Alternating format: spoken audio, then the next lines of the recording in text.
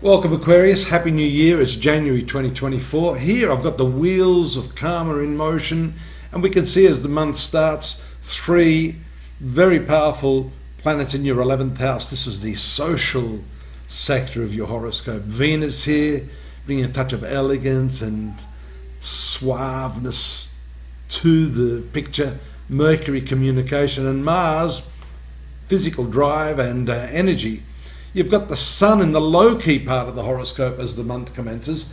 So maybe you're pushing yourself a little hard, if I could put it that way.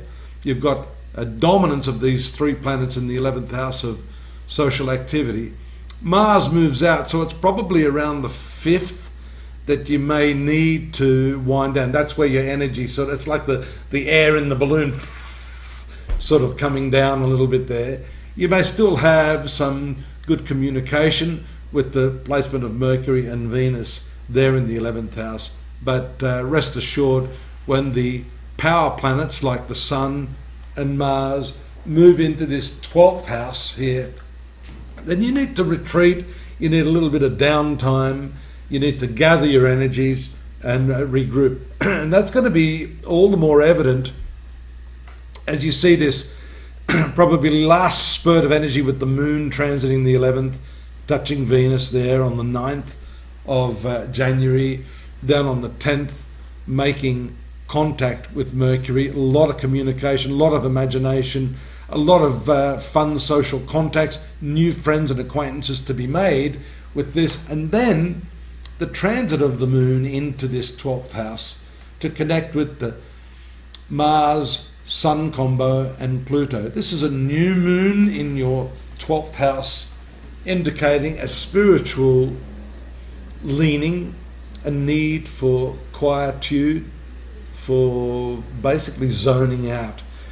You need to collect your energy. So I guess the key word for you with that transit, that new moon in the 12th house, is containment.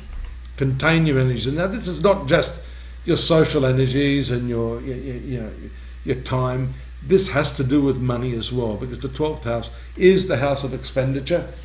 It's the zone where, if we're inattentive to our thoughts, our words and our deeds, we can waste those resources big time. There we see on the 14th the movement of Mercury into that sector as well.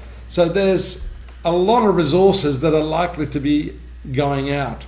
You've got some nice energy here from Jupiter at the lower part of the horoscope. The domestic sphere should be sort of doing quite well.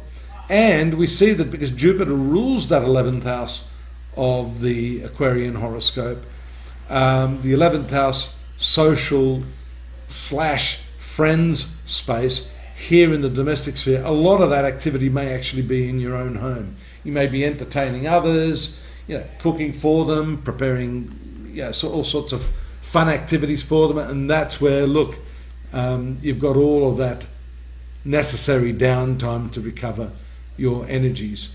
The moon is there in the 4th house in conjunction with Jupiter and Uranus around the 19th, so more focus on the family, I think, is shown during that particular cycle.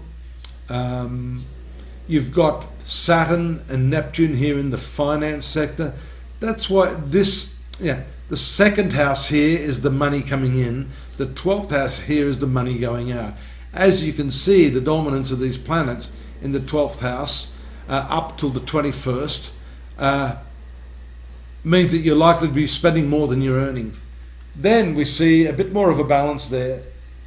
Saturn, Neptune, balanced against this Mercury, Mars. But that's not for long. I think you're going to have a last-ditch sort of expenditure, retail therapy, when Venus moves into this 12th house. Again, there you've got the three planets as opposed to the two in this 2nd house. So this shows a restriction. Saturn is a restrictive planet. It constrains the income, where you've got that expressive, outgoing, impulsive Mars and Venus combination for passion and expenditure.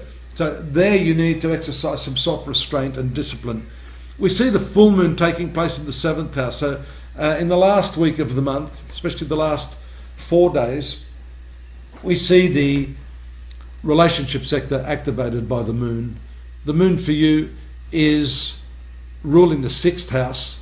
This is a health sector. This may not augur well for your partner. There may be some health issues that your partner has to deal with, or some expenditures of their own, which may add further weight to your own expenditure, especially with now you have 3 planets there, again, towards the end of the month. So one of the key factors here, having that new moon and all of that stellium of planets in the 12th house, is to exercise caution, restraint and self-discipline in terms of money matters.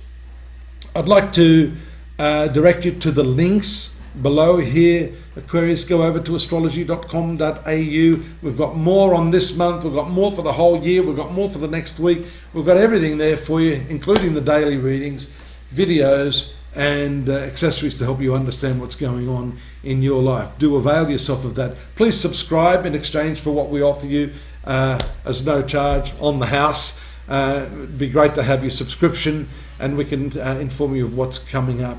If you need to drop me a line, I'm always here available to talk. If there's any technical issue or you need a personalised reading, I can make that happen for you. And don't forget to join me next month. I'll be waiting for you.